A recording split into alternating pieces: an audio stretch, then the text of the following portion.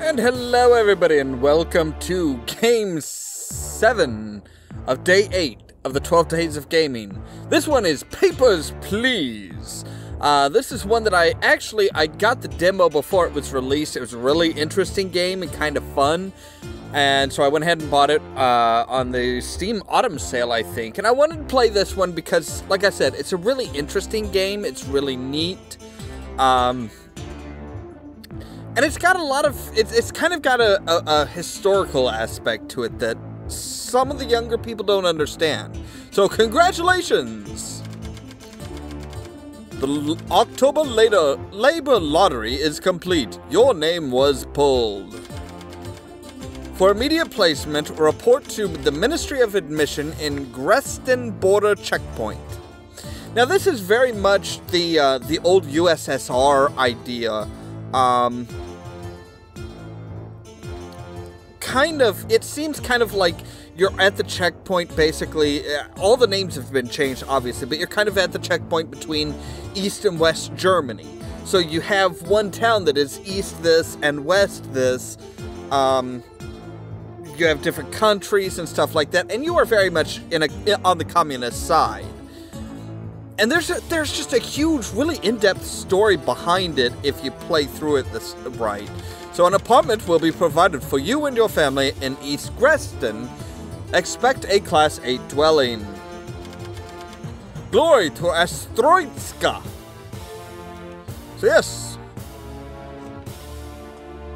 Grestin Border Checkpoint opens at last. After 6 long years, can the Ministry of Admissions keep us safe? Families to reunite. And there's a lot of little things that you can collect. There's, so yes, welcome to your new position as Grestin Border Checkpoint. Stamp passport visa entry visa and return the entrant document. Entry is restricted to Astroiskan citizens only. Deny all foreigners. Right. So you have, your passport and everything like that. And, as things progress, you have your basic rules. Okay, entrants must have a passport. Astroiskans only. So yes, you're an Astroiskan. You are male, yes, picture matches. You have to check the expiration date. Okay, everything looks in order, so you stamp it approved and move on. And then you click the speaker to say next. And like I said, the first few days are actually fairly simple. Okay, she is obviously not an Astroiskan. It's smaller than I expected. Yeah, well, feel free to get the frick out. Next! And you need to process so many in a day. I've been in this line for 8 damn hours. I hope it was worth it. Well, as you're at Stroitskin, you need to get the frick out. Unbelievable. Coattail! And you get involved in people's lives. Like, there's some people that, after a while it's like, okay, well, a husband comes through, he's got all of his stuff, and all of his stuff is in order. And then his wife comes in, and she's missing a document, and she's telling you that if it was a mistake to open this checkpoint. Okay, that's a little creepy, and there are some creepy aspects to it. Like there's this rebellion that you can either help, or you can help the rebellion, or you can tell them, basically tell them to feck off, or if you help them a little bit but not much, they'll say, okay, well, you're not going to be you're not going to have a happy fun time afterwards. And like I said, as you go by, okay, now we're opening it up to everybody else. Now they have to have an entry ticket. Now they have to have an entry pass. And you have to check all of this stuff. Okay, yep. Like you have to check gender and all this stuff. And you have to pay for your apartment. You have to pay for food. You have to pay for heat.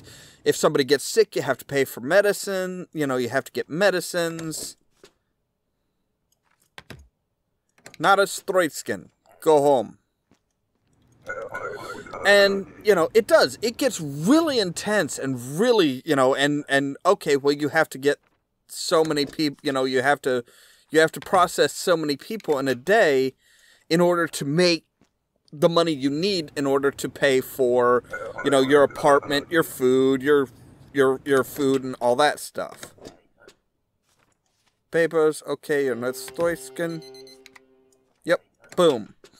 Now, she probably isn't going to count because it was after everything.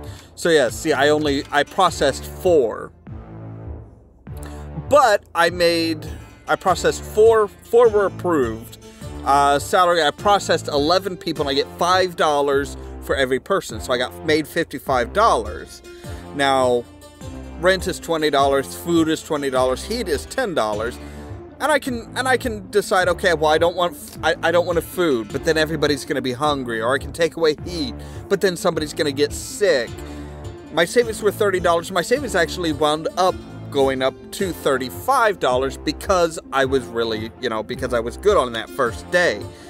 And like I said, everything gets a lot more complicated because, you know, you have to check 4 different documents, cross-reference everything, like all the names, all the dates, you know, how long they're staying in the country, and all, you know, do they all have the proper symbols and everything like that? And it's just, it becomes incredibly difficult to process enough people to make money to keep everybody okay.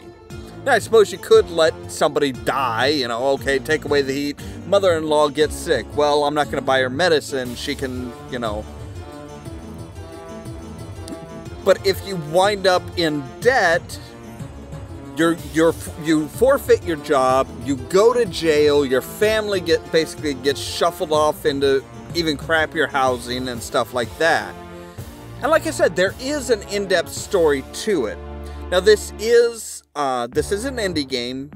It is available on Steam, or on their website. I think this one is like $10. And like I said, it's a really good game. From what I've seen, and I've played quite a bit of it, from what I've seen, it is a really good game. If you want to check it out, link to their website is in the description down below. And, as always, thank you so much for watching. And stay tuned for more from Ollamh Productions. Cheerio! The reason, according to Death and Sir Pratchett, that children should believe in the Hogfather is that it gets them used to believing in things that are Oh, yeah. Can't stop. All right. Wow, Graham. Well, there you have it, Pilar. You sure does